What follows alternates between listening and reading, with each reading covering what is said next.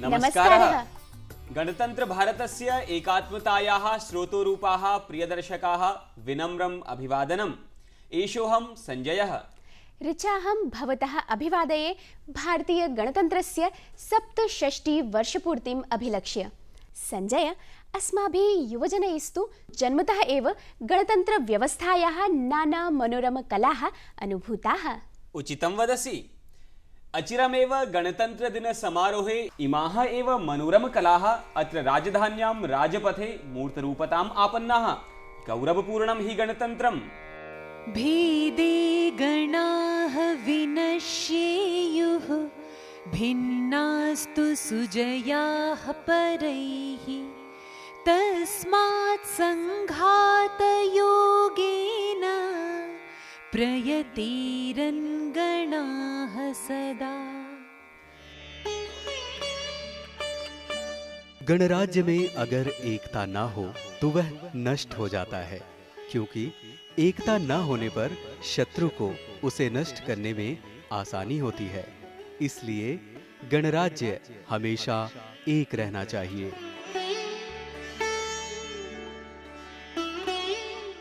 Unity is absolutely vital to the existence of a republic. Lack of unity makes it easy for the enemies to destroy the republic.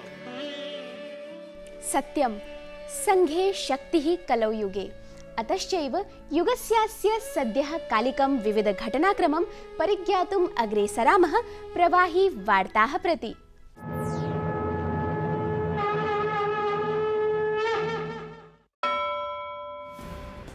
68तमे गणतंत्र दिवसावसरे दिल्ल्याः राजपथे राष्ट्रस्य अजेय सैन्यशक्तेः समृद्ध सांस्कृतिक रिक्थविलासस्य च विशिष्ट सम्प्रसारः दृष्टिपथम् आयातः। आबुधाबीयो युवराजः Mohammad bin Zayed Al नाहयानः ऐषमः गणतंत्र दिवस समायोजने राजकीयातिथिरूपेण आसीत् समुपस्थितः। गणतंत्र दिवसावसरे सेनायाः त्रिभिरप्यङ्गैः अर्धसैन्यबलेन राष्ट्रीय सैन्य प्रशिक्षुबलेन च राजपथे भव्य सैन्य सञ्चलनं समनुष्ठितम्।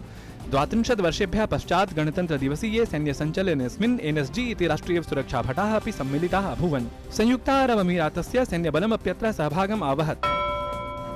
राजपथे गौरवमयस्य राष्ट्रीय सांस्कृतिक रिक्थजातस्य सामाजिक वैविध्यान्वितस्य गीत संगीत नृत्य संपोषितस्य लघुभारतस्य मनोहारि निदर्शनं जातम्।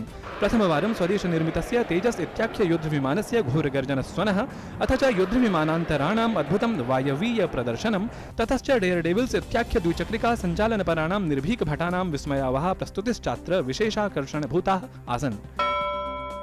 प्रधानमंत्री Narendra मोदिनम् आबुधाबीय युवराजं Sheikh Mohammad bin Zayed Al नाहयानं च अन्तरा नवदिल्ल्यां द्विपक्षीय वार्तायाः पश्चात् राष्ट्रद्वयस्य मध्ये पारस्परिक हितविषयकाणि 14 सहमतिपत्राणि हस्ताक्षरितानि। जम्मू काश्मीरस्य बांदीपुरा जनपदस्य गुरेज क्षेत्रे प्रबल हिम झञ्झावातस्य घटनाद्वये सजवं तात्कालिके साहाय्यपरे पदक्षेपे सत्यपि सेनायाः 15 भटाः पञ्चत्वम् उपगताः। अस्मिन् वर्षे 89 संख्याकाः जनाः पद्मपुरस्कार भाजकाः भविष्यन्ति, यत्र 75 संख्याकाः पद्मश्री मानेन, 7 संख्याकाश्च पद्मभूषण सम्मानेन, 7 संख्याकाश्चैव पद्मविभूषण बहुमानेन पुरस्करिष्यन्ते। ब्रिटेनस्य सर्वोच्च न्यायालयेन प्रधानमन्त्रिपदासीना थेरेसा मेः आदिष्टा यत् यूरोपीय संघतः देशस्य पूर्णतः पृथग्भवनं संसदनुमत्यधीनं स्यात् इति। यद्यपि यूरोपीय संघतो निष्क्रमणम् अत्रत्य जनमतसङ्ग्रहाधृतमेव, तथापि न्यायालयीयादेशोऽयम् अवधेयास्पदत्वं भजते। संयुक्त राज्य अमेरिकायाः राष्ट्रपतिना डोनाल्ड ट्रम्पेण मेक्सिको सीमा समीपं सुरक्षाभित्तिनिर्माणम् आदिष्टम्। एतदादेशात् पश्चात् द्वयोर्देशयोर्मध्ये पारस्परिक सम्बन्ध परिदृश्ये कटुतायाः वृद्धिर्दरीदृश्यते।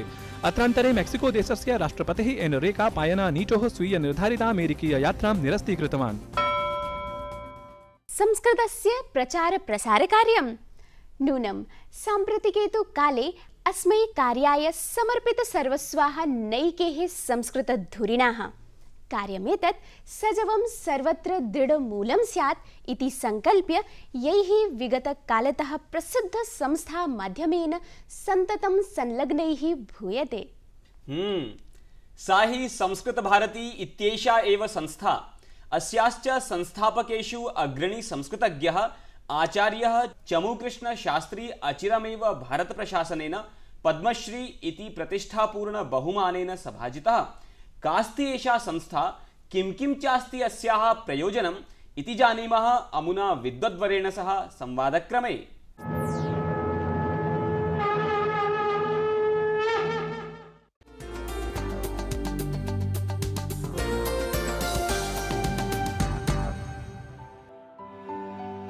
संस्कृतं नाम नास्ति मृतभाषा, नूनम् एषैव भारतस्य अभ्युदयाय स्रोतोरूपा। अतश्चैव इयं जनसामान्यानां भाषापदम् आपादनीया। घोषमिमं पौनःपुन्येन घोषयति संस्कृतप्रचाराय समर्पितसर्वस्वः संस्कृतभारती संस्थायाः अग्रणी आचार्यः चमुकृष्णशास्त्री। सरलतायाः, सात्विकतायाः, सुजनतायाश्च प्रतिमूर्तिरस्ति संस्कृतज्ञोऽयम् आचार्यः चमुकृष्णशास्त्री। नमस्कारः आचार्य चमुकृष्णशास्त्री महोदय।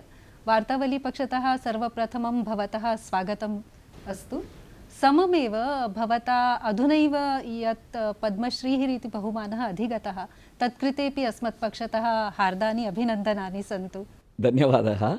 परन्तु एषः बहुमानः मम न संस्कृतभारत्याः अस्ति, अपि च संस्कृतभारत्याः तपस्या या अस्ति तस्याः अस्ति, संस्कृतभारत्याः समर्पितचित्तकार्यकर्तॄणाम् अस्ति। जाने अहं, तथापि भवानेव तत्र प्रतिनिधिभूतः, अग्रणी च अस्ति अस्याः संस्थायाः। मन्येऽहं भवान् तु संस्कृतभारती संस्थया सह संस्थापकत्वेन लग्नोऽस्ति। सविस्तरं विज्ञापयतु, का अस्ति एषा संस्था, किं चास्ति अस्याः प्रयोजनम्? सम्यक्। अहमपि एकः कार्यकर्ता आरम्भतः। यदा 1981तमे वर्षे कार्यस्य प्रारम्भः बेङ्गळूरुनगरे अभवत्, तदा संस्कृतेन, सरलसंस्कृतेन सम्भाषणस्य अभ्यासः कारणीयः, शिक्षणं करणीयम् इति संस्कृतसम्भाषणशिबिरद्वारा कार्यस्य आरम्भः अभवत्। संस्कृतसम्भाषण आन्दोलनम् इति कार्यस्य प्रारम्भः अभवत्। तदनन्तरं यदा कार्यं देशव्याप्तम् अभवत्, तदा एकस्य सङ्घटनस्य प्रारम्भः अभवत् 95तमे वर्षे। एवं कार्यारम्भस्य 96तमे वर्षे तस्य नामकरणम् अभवत् संस्कृतभारती इति। तदारभ्य इदानीं देशे आहत्य 3000 संस्कृतकार्यं प्रचलति। 13 देशेषु संस्कृतभारतीमाध्यमेन कार्यं प्रचलति। अर्थात् तस्य मूलप्रयोजनं तु संस्कृतसम्भाषणम् इति आसीत्। न, सम्भाषणं केवलम् एकं माध्यमं, सः एकः विषयः। मूलप्रयोजनं संस्कृतभाषा सर्वेषां भाषा भवेत्, संस्कृतवाङ्मये विद्यमानं ज्ञानं सर्वैः प्राप्येत, जाति मत पंथ लिंगादिभेदं विना, भाषादिभेदं विना समग्रे देशे सर्वे जनाः संस्कृते विद्यमानं ज्ञानं प्राप्नुयुः इति तत् प्रथमप्रयोजनं। द्वितीयप्रयोजनं, संस्कृते याः उत्तमाः परम्पराः सन्ति, एताः सर्वाः उत्तमपरम्पराः पुनः उज्जीविताः भवेयुः, एतत् द्वितीयप्रयोजनं। तृतीयप्रयोजनं, संस्कृतभाषायां विद्यमानस्य ज्ञानस्य अनुवादः इतरभाषासु भवति, अतः इतरभाषासु संस्कृतवाङ्मयात् ज्ञानसङ्क्रान्तिः भवति। परन्तु इतरभाषासु विद्यमानं ज्ञानं संस्कृते अपि आगच्छेत्, अतः इतरभाषाकृतीनामपि संस्कृतानुवादः भवेत्, तत् तृतीयप्रयोजनं। किञ्च कस्याश्चिदपि भाषायाः यदि उज्जीवनम् आवश्यकं, तर्हि तस्य 6 आवश्यकताः। तया भाषया भाषितारः जनाः इति प्रथम आवश्यकता। माध्यमरूपेण तस्याः भाषायाः प्रयोगः, एवं बहुविधरूपेण माध्यमरूपेण तस्याः भाषायाः प्रयोगः इति द्वितीया आवश्यकता। समकालिकसाहित्यम् इति तृतीया आवश्यकता। पुनश्च समकालिकशब्दानां निर्माणस्य सातत्यं चतुर्थी आवश्यकता। टेक्नालजी इति यत् कथ्यते, तन्त्रांशानाम् एडाप्टेशन् इति स्वीकारस्य पंचमी आवश्यकता। षष्ठी आवश्यकता एषा अस्ति यत् आश्रयः इति। सप्तम आश्रयः आवश्यकता भवति सामाजिक इच्छाशक्तिः, समाजस्य इच्छाशक्तिः। एवं अस्माकं विचारः अस्ति संस्कृतसम्भाषणतः शास्त्रपर्यन्तम् इति। तर्हि सम्भाषणशिबिरस्य स्वरूपं कथङ्कारमस्ति?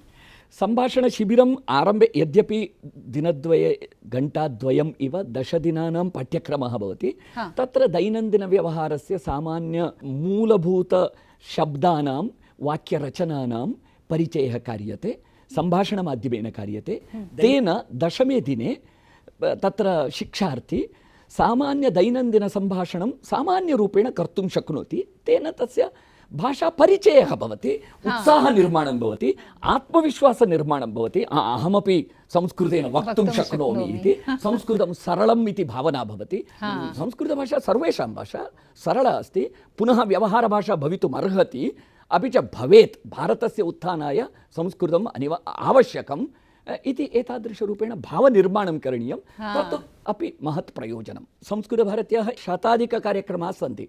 उदाहरणार्थं संस्कृतबालकेन्द्रम् इति, यस्मिन् बालकेन्द्रे लघु लघु बालाः, प्राथमिकविद्यालयस्य बालाः सायङ्काले आगच्छन्ति, घण्टां यावत् तत्र तिष्ठन्ति, तत्र क्रीडामाध्यमेन, गीतमाध्यमेन, सम्भाषणमाध्यमेन भाषाभ्यासं कुर्वन्ति। क्रीडन्तः क्रीडन्तः हसन्तः हसन्तः बालाः भाषाभ्यासं कुर्वन्ति। एवम् एकवर्षाभ्यन्तरे बालाः संस्कृतेन वक्तुं शक्नुवन्ति। तत्र पुनः संस्कारः अपि भवति। बालकेन्द्रे भाषाशिक्षणमपि भवति, संस्कृतिप्रशिक्षणमपि भवति, देशस्य शिक्षणमपि भवति। संस्कृतगृहम् इति अपरः कार्यक्रमः। गृहे सर्वे गृहसदस्याः सर्वे, माता पिता पुत्रः सर्वे दिने भिन्नभिन्नसमये संस्कृतेन भाषणस्य अभ्यासस्य आरम्भं कुर्वन्ति। पत्राचारशिक्षणयोजना इति अस्ति, तत्र वर्षद्वयस्य पाठ्यक्रमः अस्ति। एवं पत्राचारमाध्यमेन संस्कृतशिक्षणयोजना, विद्यालयेषु संस्कृतमाध्यमेन पाठनीयम्, आकर्षकपद्धत्या पाठनीयं, सम्भाषणपद्धत्या पाठनीयम् इति, तदर्थं शिक्षकप्रशिक्षणयोजना, पुस्तकानां प्रकाशनम्, एवं विधाः बहुविध संस्कृतक्रीडोत्सवः इति कार्यक्रमः भवति। आधुनिकं युगं तु तन्त्रज्ञानमयं युगं कथ्यते, प्रविधिमयं युगं कथ्यते। तदर्थं किं विधीयते? अस्माकं कश्चन कार्यकर्ता एतादृशशब्दावलीनां निर्माणं कृतवान्। तत्क्षेत्रे इतोपि अधिकं कार्यं करणीयमस्ति। संस्कृतभारत्या इदानीं कतिचन क्षेत्राणि एव स्वीकृतानि। प्रथमं जनमानसपरिवर्तनं करणीयं, संस्कृतं सरलम् इति भावनिर्माणं करणीयम्, अपि च पाठनपद्धतौ परिवर्तनम् आनेतव्यं, तथैव लोकानां सार्वत्रिकरूपेण संस्कृतशिक्षणस्य। शासनिकस्तरे संस्कृतप्रचाराय किमपि करणीयमस्ति? वस्तुतः संस्कृतनिमित्तं त्रिविधप्रयत्नाः अपेक्षिताः। शासनेन करणीयाः प्रयत्नाः, संस्कृतज्ञैः करणीयाः प्रयत्नाः, सामाजिकैः करणीयाः प्रयत्नाः। सामाजिकैरपि? आमामामां। त्रयाणामपि भिन्नं भिन्नं पात्रमस्ति, परस्परपूरकपात्रमपि अस्ति। मां पृच्छति चेत् अद्य अधिकं करणीयमस्ति संस्कृतज्ञैः। वस्तुतः समाजस्य सर्वकाराणां मध्ये, शृङ्खला मध्ये संस्कृतज्ञाः सन्ति। कक्षायां सः संस्कृतशिक्षकः यदि प्रौढसंस्कृतस्य प्रयोगं करोति, कठिनसंस्कृतस्य प्रयोगं करोति, तर्हि छात्राणां मनसि संस्कृतं बहु कठिनम्। अहमेकं लघु उदाहरणं, भावः प्रायशः लक्ष्यते। अहं यदा नवमकक्षायाम् आसं छात्रः, मम विद्यालये अध्यापकद्वयमासीत्। एकः अध्यापकः गोपालः, अन्यः सत्यनारायणः। गोपालः कथं पाठयति स्म? बीजगणितं यदा पाठयति a+b होल् squared is equal to a² + b² + 2ab इति श्यामपटे लिखित्वा पाठं करोति गोपालः। सत्यनारायणः तथा पाठं न करोति स्म। सः प्रथमं मौखिकरूपेण एकम् उदाहरणं वदति, idli + chutney whole squared is equal to idli squared + chutney squared + 2 idli chutney. यदा सत्यनारायणः एवं पाठं करोति तदा सर्वेषाम् एतद् इड्ली चट्नी माध्यमेन पाठयति किल, बहु सरलम् इति। तद्वत् संस्कृतशिक्षणमपि सरलम् आकर्षकं करणीयं। पुनः भाषाप्रयोगः कथम् इति, सरलभाषाप्रयोगं करोतु, परिवर्तनं भवति। एवं संस्कृतशिक्षकैः अस्माभिः पाठनपद्धतिद्वारा, अस्माकं सरलभाषाव्यवहारेण, अपि च संस्कृतं कथं रोचकं कर्तुं शक्यते। यथा संस्कृतस्य विषये जनमानसपरिवर्तने वार्तावल्याः एकम् उत्तमं प्रदानमस्ति। धन्यवादः। इदानीं भारतस्य अर्धांशजनाः युवानः। मम कथनस्य तात्पर्यं, संस्कृतज्ञाः, संस्कृतशिक्षकाः वयं यदि संस्कृतं जनाकर्षकं कुर्मः, तर्हि समाजे संस्कृतविषये भावनिर्माणं भवति। जनानां संस्कृत अनुरागः अस्ति, समाजे एकः संस्कृतप्रवाहः पुनः आगमिष्यति। तत्कार्यं संस्कृतज्ञैः अस्माभिः करणीयम्। अतः इदानीं सर्वकारेण करणीयं न, संस्कृतशिक्षकैः, संस्कृतज्ञैः करणीयकार्यम् अधिकं। सत्यमिदं तु। तथापि मन्ये पाठ्यक्रमे किञ्चिदपि परिवर्तनं, संस्कृतानुकूल्यम् आवश्यकम्। तत् सत्यम्। इदानीं संस्कृतपाठ्यपुस्तकानामपि परिवर्तनं करणीयं। वस्तुतः विश्वे अत्यन्तवेगेन वर्धमानभाषा संस्कृतभाषा अस्ति, समग्रविश्वे। एक नूतना प्रगतिः। भवान् तु संस्कृतभाषायाः अथाङ्गज्ञानसागररूपः एव मया परिज्ञायते। तथा किमपि बहु शोभनः संवादः एषः सम्पन्नः। वार्तावलीपक्षतः हार्दान् धन्यवादान् व्याहरामि। धन्यवादः।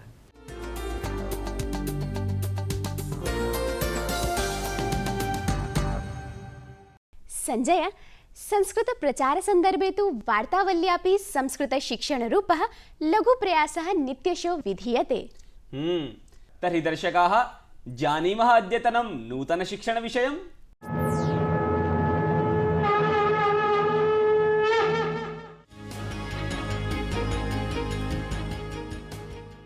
नमस्कारः।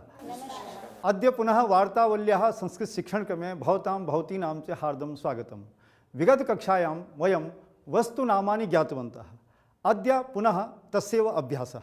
इयं मापिका अस्ति। एतत् उपनेत्रम्, एषा दीपशलाका, एषा शलाका, एषा कर्तरी, एषा मापिका वर्तते। अहं भारतं वन्दे, वन्दते। एषः संस्कारः भारतं वन्दते। कः वन्दते? संस्कारः कं वन्दते? संस्कारः किं कुरुते? संस्कारः गच्छतु। एषः राष्ट्रध्वजः अस्ति। राष्ट्रध्वजः वर्तते। राष्ट्रध्वजे 3 वर्णाः वर्तन्ते।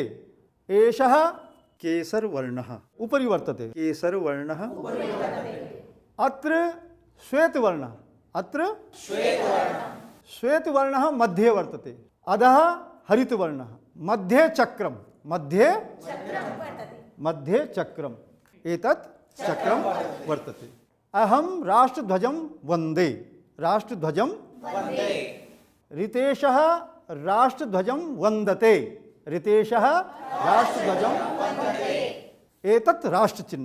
एतत् राष्ट्रचिह्नं शोभते। एषः शिक्षते। एषः संस्कृतं शिक्षते। भवान् अत्र आगच्छतु। एषः आज्ञां पालयते। सत्यमेव विजयते। किं विजयते? अहं विजये। अहं सदैव विजये। भारतं विजयते। भारतं शोभते। अहं मोदे। राजीवः मोदते। अहं मोदे। एषा प्रीतिः शिक्षते। प्रीतिः अत्र वर्तते। प्रीतिः कुत्र वर्तते? अत्र वर्तते। प्रीति पुस्तकं लभते। यच्छतु। अहं पुस्तकं लभे। अहं भारतं वन्दे मातरम्। साम्प्रतम् एकं गीतम्। अहं भारतं वन्दे भारतं श्रेष्ठं विश्वे देशगौरवम् गणतन्त्रं च सैन्यविधानम् देशः विश्वगुरुमेवे अहं भारतं वन्दे भारतम्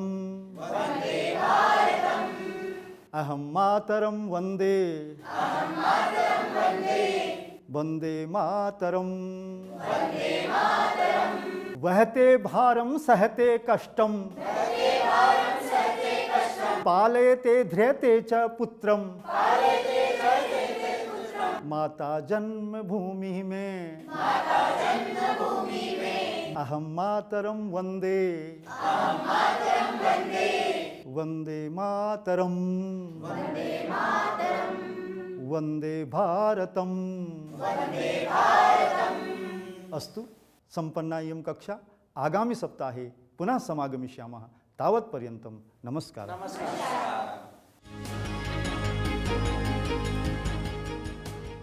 संजय, काव्य रसालंकृतं परिवेशम् अवेक्ष्य काङ्क्षेऽहं यन्नैषा रसानुभूतिः कथमपि विलुप्येत्। तथास्तु ऋचे। नहीं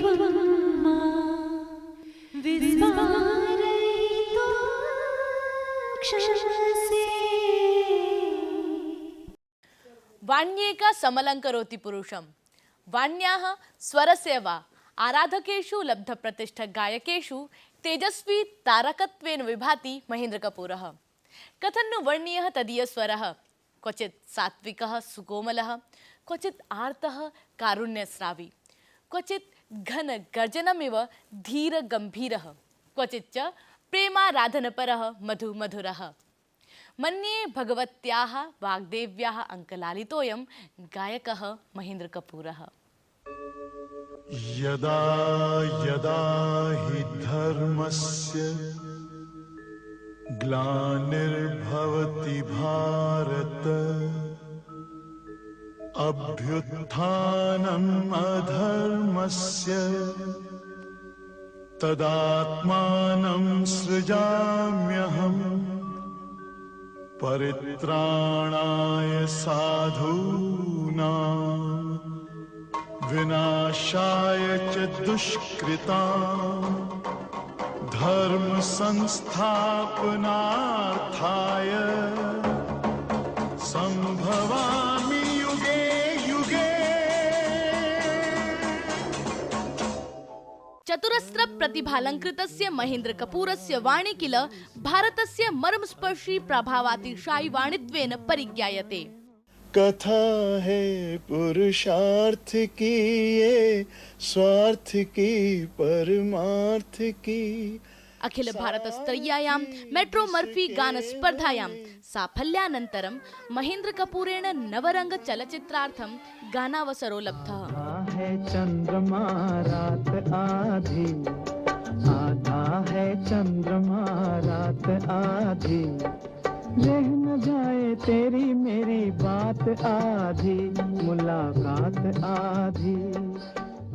एतस्य हि गानस्वरोऽयं भाविकाले चिराय लोकानां श्रवणोत्कण्ठा प्रशामकः सेत्स्यति इत्येतद् वचन प्रतिपादिका सिद्धा अस्य गीतस्य लोकप्रियता। तुम अगर साथ देने का वादा करो, मैं यूं ही मस्त नगमे लुटाता रहूं। ततश्च महेन्द्रकपूरेण अनुदिनम् उत्तमोत्तम गीतानां विहितं सुमधुरं गानम्। तो माटी सभी की कहानी कहेगी, तो माटी सभी की कहानी कहेगी। अहं हि मोहम्मद रफी वर्यस्य शिष्यः इति आहित श्रद्धः महेन्द्रकपूरः नाना भावाभिरम्याणि विविध गीतानि स्वीय मनोहर स्वरेण लीलया गीतवान्। राष्ट्रभक्ति भरित गीतानां कृते तु तदीयः सुस्पष्ट गंभीर स्वरः अद्वितीयः अनुपमेयश्च सिद्धः। मेरे देश की धरती सोना उगले उगले हीरे मोती, मेरे देश की धरती, मेरे देश की धरती। नहीं तुम विस्मरितो क्षणसे। महेन्द्रकपूरस्तु राष्ट्रभक्तिपूर्ण गीतानां गाने लब्ध प्रतिष्ठा प्रकीर्त्यते। राष्ट्रभक्तिस्तु नूनमेव शक्ति स्फूर्ति प्रदायिनी। ताकत वतन की हमसे है, हिम्मत वतन की हमसे है। पहरेदार हिमालय के हम झोंके हैं तूफान के, सुनकर गर्ज हमारी सीने फट जाते चट्टान के। प्रिय दर्शकाः, पुनः स्मारयामो वयं यत् इदमेवास्ति अस्मदीयं साम्प्रतिकं स्पर्धागीतं। भवतां गीतानुवादाश्च सोत्कण्ठं प्रतीक्षामहे वयम्। सम्प्रति च समायाता दर्शकानां पत्रोल्लेखवेला वार्तावल्यै साधुवादान् विज्ञापयन् पंडित दीपकः शास्त्री लिखति, वार्तावली द्वारा हिंदी गीतानां संस्कृतानुवादाय प्रयत्यते। ये जनाः संस्कृत संभाषणे पठने वा अक्षमाः तेपि अधुना वार्तावल्या संस्कृत गीतानुवादाम् आनन्दम् अनुभवन्ति। प्रिय दर्शकाः, गणतन्त्र समायोजनेषु प्रवर्तमानेषु सत्सु वार्तावल्याम् अस्माभिरपि संस्कृत भाषया समर्प्यन्ते मातृभूम्यै प्रणतयः। वन्दामहे भारतमातरम्, वन्दामहे च प्रिय दर्शकान्। नमो नमः।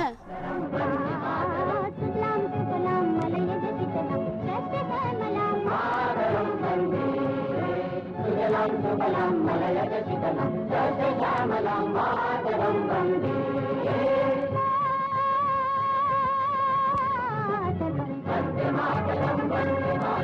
Vande Mataram, Vande Mataram,